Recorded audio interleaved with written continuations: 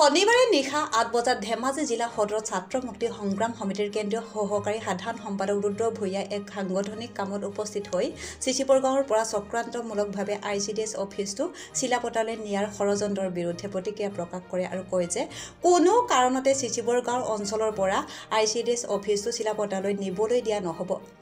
আমি চিচিবৰ গাঁও মানুহ ভালত ভাল আৰু যদি চিচিবৰ গাঁৱৰ পৰা অফিচ কাছাৰীসমূহ নিবলৈ চেষ্টা কৰা হয় ইয়াৰ প্ৰত্যুত্তৰ চিচিবৰ গাঁও মানুহে দিব। লগতে ছাত্ৰ নেতাগৰাকীয়ে সাংসদ প্ৰধান বৰুৱা আৰু বিধায়ক ভুৱন পেগুৱে চিচিবৰ গাঁৱৰ পৰা অফিচ কাছাৰীসমূহ চিলাপথাৰলৈ নিবৰ বাবে ষড়যন্ত্ৰ কৰিছে বুলিও অভিযোগ উত্থাপন কৰে আৰু কয় যে চিচিবৰ গাঁও উন্নয়নত যদি বিধায়ক ভুৱন পেগু আৰু সাংসদ প্ৰধান বৰুৱাই সহযোগী হয় তেতিয়া চিচিবৰ গাঁও মানুহে তেওঁলোকক স্বাগতম জনাব আৰু পূৰ্বৰ দৰে মৰম কৰিব।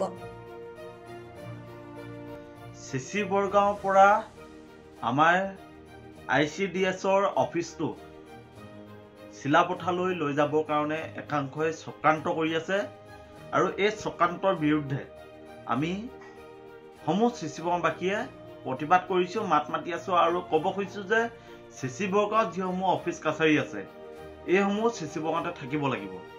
পূৰ্বতে বহু অফিচ কাছাৰী চিচিবৰ গাঁৱৰ পৰা লৈ যোৱা হ'ল, ইয়াত কোনো মাত মতা নাছিল, কিন্তু এতিয়া আমি নতুন প্ৰজন্মই সজাগ আৰু সচেতন। চিচিবৰ গাঁৱৰ পৰা কোনো অফিচ কাছাৰী অন্য স্থানলৈ নিবলৈ দিয়া নহ'ব। চিচিবৰ গাঁৱৰ যিসমূহ অফিচ কাছাৰী আছে যেনে এতিয়া ICDS অফিচটো অতি চক্ৰান্তমূলকভাৱে চিচিবৰ গাঁৱৰ পৰা চিলাপথাৰলৈ লৈ যাব খোজা হৈছে। ইয়াক আমি তীব্ৰ বিৰোধিতা কৰিছোঁ আৰু আমি জিলা প্ৰশাসন বা আমাৰ সন্মানীয় জনপ্ৰতিনিধি দুগৰাকীক ক'ব খুজিছোঁ যে চিচিবৰ গাঁও ইতিহাস প্ৰসিদ্ধ ঠাই। চিচিবৰ গাঁও কেৱল নাম নহয়, ইয়াত ইতিহাস জড়িত আছে, মানুহৰ আৱেগ অনুভূতি জড়িত আছে।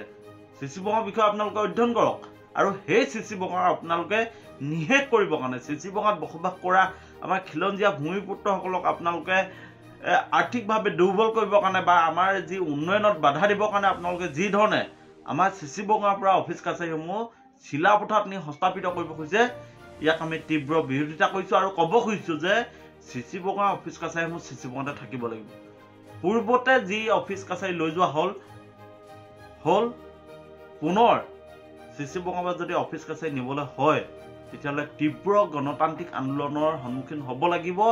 আনকি আমি সন্মানীয় জনপ্ৰতিনিধি দুগৰাকীক ক'ব খুজিছোঁ যে আপোনালোকে ভৱিষ্যতে আপোনালোকৰ যি ভোটৰ ৰাজনীতি ইয়াতো চিচিবৰ গাঁৱৰ মানুহে প্ৰভাৱ বিস্তাৰ কৰিব যদি চিচিবৰ গাঁৱৰ পৰা অফিচ কাছাৰীসমূহ আপোনালোকে লৈ যাব খোজে। চিচিবৰ মানুহ এতিয়াও মৰমীয়াল, চিচিবৰ মানুহে অন্তৰৰ পৰা বিচাৰে যে আমাৰ সন্মানীয় বিধায়ক ভুৱন পেগু ডাঙৰীয়া আৰু সন্মানীয় সাংসদ প্ৰধান বৰুৱা ডাঙৰীয়াই চিচিবৰ মানুহৰ পক্ষত থাকক। চিচিবৰ যি অফিচ কাছাৰী এইসমূহ চিচিবৰতে থাকিবলৈ দিয়ক। আমি পূৰ্বৰ দৰে তেখেতলোকক সন্মান জনাম, আদৰণি জনাম, তেখেতলোকক পূৰ্বৰ দৰে আমি যি মৰম কৰিব লাগে সেই মৰম কৰিম। কিন্তু চিচিবৰ গাঁৱৰ পৰা যেতিয়া অফিচ কাছাৰীসমূহ লৈ যোৱা হ'ব তেতিয়াহ'লে প্ৰতিৰোধৰ সংগ্ৰামৰ সন্মুখীন হ'ব লাগিব, এই কথা কিন্তু নিশ্চিত। গতিকে আমাৰ চিচিবৰ মানুহ স্পষ্টবাদী, আমি ভালত ভাল বেয়াত বেয়া। গতিকে চিচিবৰ মানুহক লৈ যদি অন্যায় কৰে তেতিয়াহ'লে আমি যুঁজিবৰ কাৰণে সাজু আছোঁ। যদি আপোনালোকে আমাৰ যি প্ৰাপ্য অধিকাৰ বা চিচিবৰ মানুহৰ যি উন্নয়ন এই উন্নয়নৰ যদি সহযোদ্ধা হ'ব খুজিছে তেতিয়াহ'লে আহক, আমি ৱেলকাম জনাইছোঁ। চিচিবৰ ৰাইজৰ লগত আপোনালোকে থাকক। চিচিবৰ যিসমূহ অফিচ কাছাৰী চিচিবৰতে থাকিবলৈ দিয়ক। চিচিবৰ উপজিলা মুখ্য কাৰ্যালয় চিচিবৰতে স্থাপন কৰক। তেতিয়া চিচিবৰবাসীয়ে আপোনালোকক ৱেলকাম জনাব, পূৰ্বৰ দৰে মৰম কৰিব। যদি চিচিবৰ মানুহক যদি আপোনালোকে অন্যায় কৰে ইয়াৰ প্ৰত্যুত্তৰ চিচিবৰ মানুহে দিব।